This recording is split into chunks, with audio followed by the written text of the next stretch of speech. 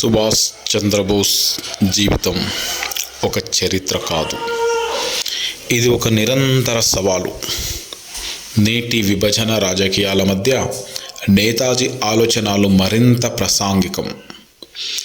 ఆజాద్ హింద్ ఫౌజ్ కేవలం ఒక సైనిక బలగం కాదు, ఇది వలస పాలనపై తిరుగుబాటు, ఈ దేశ ఆత్మగౌరవానికి ప్రతీక. దేశంలో తన ఉనికి లేకపోతే ప్రపంచంలో స్థలం వెతుక్కుని మరీ స్వాతంత్రాన్ని సాధించాలన్న ఆ ధైర్యం నేతాజీకే సొంతం. అందులో భాగంగా జర్మనీ, జపాన్, రష్యా, సింగపూర్లతో చర్చలు. ఇలా వివిధ దేశాలు తిరగడానికి వివిధ మారువేషాలు వేసుకోవాల్సి వచ్చింది.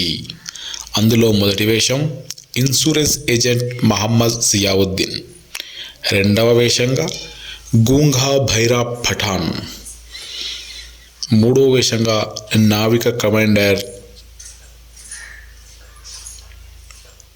మత్సుదా. దేశ స్వాతంత్రం కోసం బోస్ది రాజీ పడని విప్లవ స్వరం.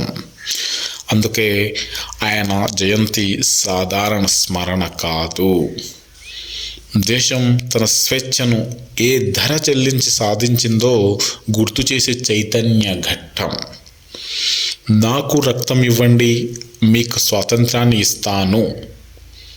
ఈ వాక్యం కేవలం ఒక నినాదం మాత్రమే కాదు, కార్యాచరణకు ఇచ్చిన హామీ.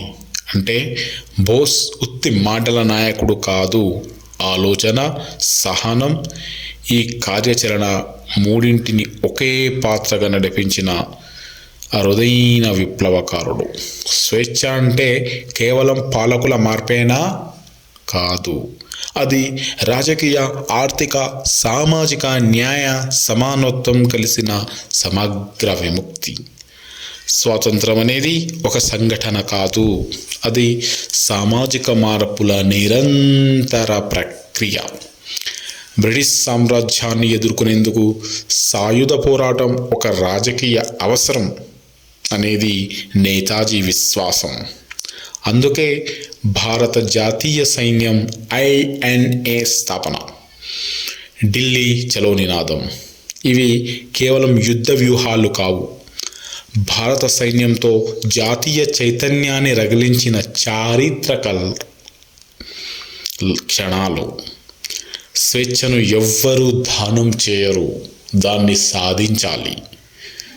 చరిత్రలో మరుగున పడిన ప్రశ్నలు. సుభాష్ చంద్రబోస్ మరణం చుట్టూ ఇప్పటికే అనేక సందేహాలు, రహస్యాలు ఉన్నాయి. దస్త్రాల గోప్యత, ప్రభుత్వ నిర్లక్ష్య వైఖరి, ఇవి స్వతంత్ర భారత చరిత్రలో ఒక అసంపూర్ణ అన్యాయంగా మిగిలిపోయాయి. ఒక మహనీయుడి చావు విషయాన్ని సంపూర్ణంగా అందించే విషయంలో దేశం ఎందుకో ఇంకా వెనుకబడిపోయిందన్న విమర్శ ఉంది.